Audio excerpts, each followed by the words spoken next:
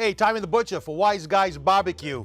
And today we did a hot apple crisp served with vanilla ice cream. We did it Wise Guys Barbecue style. You're gonna wanna stick around and see how we did this. We went out to a local apple orchard. We picked our own apples. It's late summer, early fall. It's prime apple season. Get out there with your family, go apple picking, come home and do this. You're gonna absolutely love it. But before we get started, please like, share, subscribe, ring that notification bell so you will not miss an episode. Stick around, we're cooking together. Hey, it's Tommy the Butcher for Wise Guys Barbecue, and we're here on site in the fields of Barton Orchards here in Scituate, Rhode Island, and all across New England. It's apple picking season. It's early September, and that's prime time for apple picking. So we're gonna be out here in the fields. This is a family working farm. It's pick your own, and we're just gonna be walking around grabbing the apples that we're gonna need for our cook today. These happen to be Honeycrisp apples. When you're doing an apple crisp or even an apple pie, this is highly recommended. Either the Honeycrisp or the Granny Smith are what generally are used. But yeah, just take a ride with us. We're gonna be walking around the orchards here. We're gonna be picking apples, and join us for our little adventure. You know, these are all ripe apples. They're all ready for the picking. As you can see, a lot of them do drop, but I'm looking for some that has some pretty good size. Not the small ones, and something with a little bright red color to them. And we're gonna be needing 3 pounds for this recipe, so I'm gonna judge that this bag is basically about 3 pounds. So now these Honeycrisp apples are great for baking in that they're very firm. They hold up to cooking process, so they won't break down and become very mushy. So highly recommended, either the Honeycrisp or the Granny Smith. All right, I got a full bag here, so I believe we're good. Come with us, we're gonna take a walk inside, and we're gonna check out, and we'll see what's going on over there inside their little retail shop. All right, we're done out in the fields. We're here in our retail shop, and mission accomplished. We have our apples. We're gonna pack our bags. We're gonna be heading back to the studio and continue with this session. We're gonna do our apple crisp, so please stay tuned and join us for that event. So stick around, don't go anywhere. All right, wasn't that fun? Now we're back here in the outside patio studio. We're gonna get started. It's time to get to work. First thing we wanna do is get this skillet all prepped up. Gonna generously butter it. Make sure you get the sides. All right, that's good to go. Now we want to get our apples peeled. I have 3 pounds of Honeycrisp apples. Just gonna take a peeler, just kind of go right around. You know, if you're really good, you can get this all in one piece. I'm gonna try my darndest to do that. We'll see if I'm successful or not. Obviously not. All right, our apples are all peeled. Once again, we're using 3 pounds of apples. And what we want to do is cut them in half, cut the half in half. When you do that, it's very easy to go in and remove that core by just putting your knife on an angle. This is the quickest way to do this. Cut it in half, cut that half in half. Now, go in on an angle with each quarter. Basically about a 45-degree angle, and you can cut that core right out.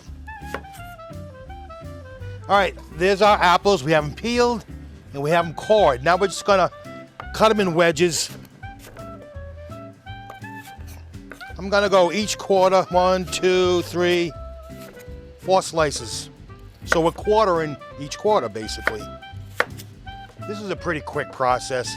If you do it this way, you're not struggling with it to get all these things cut up into the wedges that you're looking for. I would say the peeling is probably the most time-consuming thing. For me, it is anyways. Now, just a little note as I'm doing this.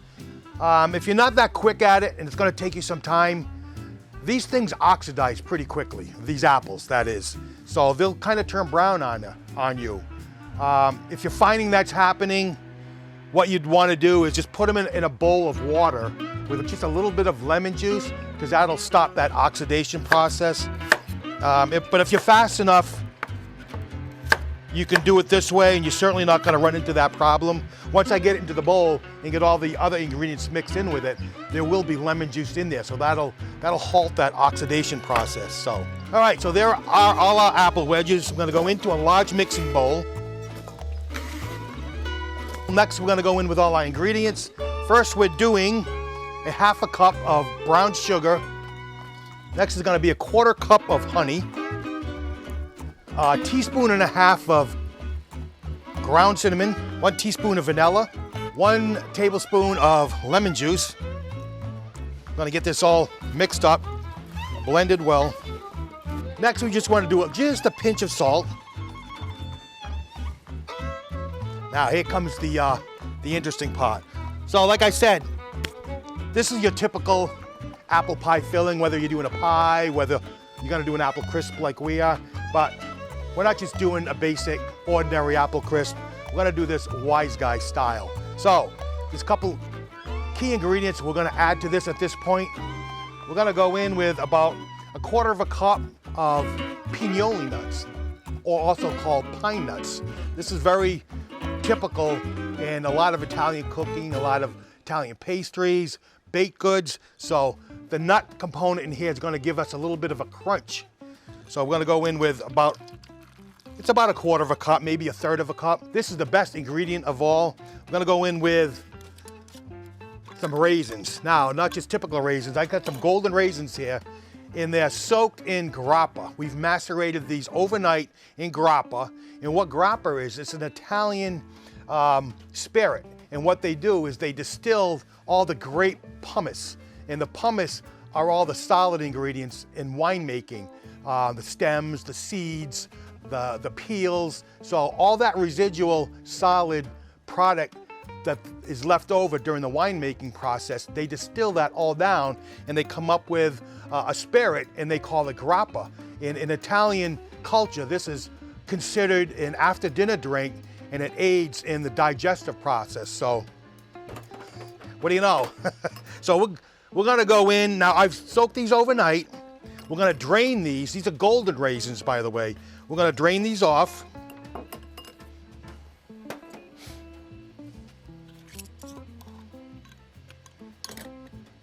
Don't waste that liquid, because we're gonna be having a shot with an apple crisp when this is done.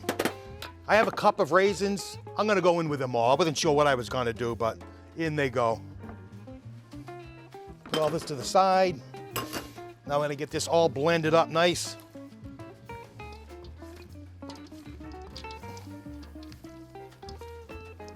Now, the grappa, if you've never had grappa, it's very fiery and it's very fruity.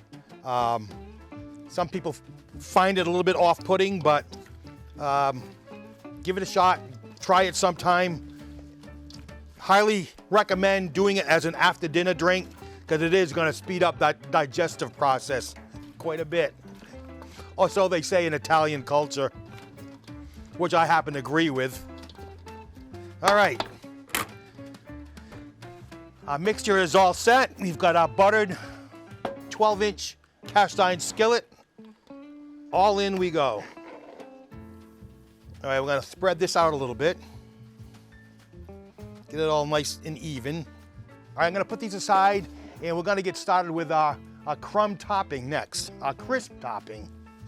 In the bowl of a food processor, I'm gonna go in with 1 cup of brown sugar, half a cup of flour, 1/4 cup of old-fashioned oats. I got a 1/4 cup of walnuts. I just crushed them up a little bit. A teaspoon and a half of ground ginger. Now you want to take 1 stick of salted butter. I'm gonna cut this up into 8 pieces.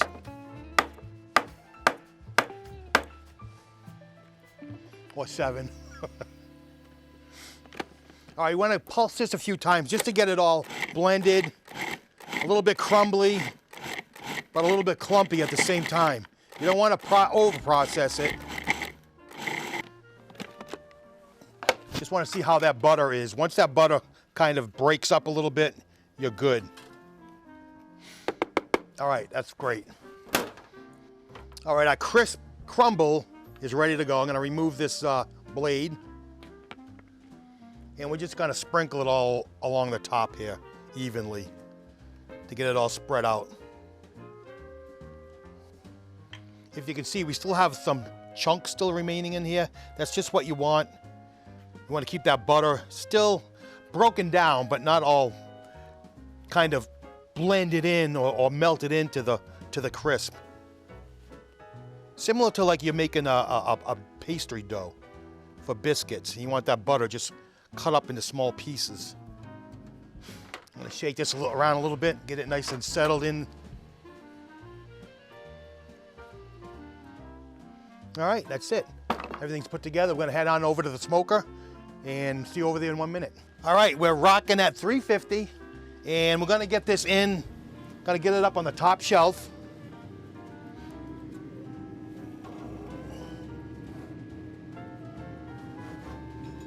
All right, I'm gonna let this go for about an hour. I'm gonna come out and check on it in about 45 minutes just to see how it's coming along. But 350 for 1 hour, and we'll see you back then. All right, apple crisp has been on for 65 minutes exactly. Came out and took a look at it after 45 minutes, then checked it again after 1 hour. Let it go another 5 minutes just to crisp up a little bit more. It's looking fantastic, nice and brown. You're looking for brown and bubbly. You got a lot of bubbling going on in that skillet. Gonna get it out.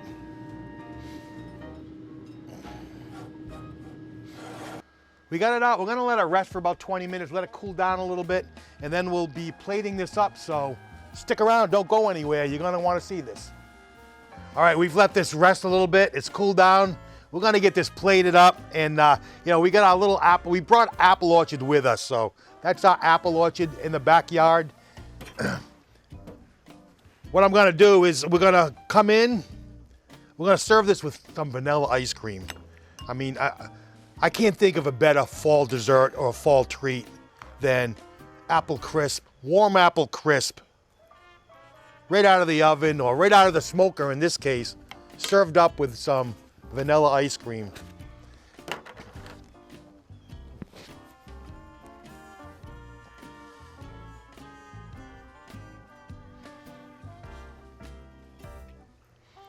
What's gonna be great is this ice cream will begin to melt and it'll just kind of ooze on into the apple crisp, and every bite is gonna be absolutely delicious.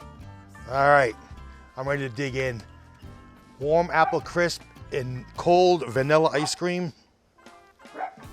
You get a little bit on each spoon here. Wow. Like I said, I can't think of a better dessert for the fall. The apples are nice and tender. They're sweet. I'm getting all that cinnamon in the background, and the funniest thing, I'm getting some of that grappa out of the raisins. It's actually adding a little bit of more of a complex dimension to this whole thing. And these little pine nuts with the crunchiness, I'm telling you.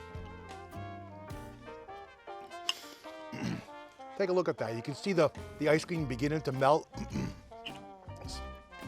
Wow, this is absolutely delicious. Folks, take your family out to an apple orchard, pick your own apples, go home, do this, get outside and do this. If you don't have a smoker, just do it on the grill. Just set it to 350, put it all together like we did. They're gonna love it. So, this is Tommy the Butcher for Wise Guys Barbecue. Please like, share, subscribe, ring that notification bell. There's one last thing. The grappa. Salute. Fiery, fresh, just rounded out this whole dessert. Fantastic. Thank you for watching. See you next time.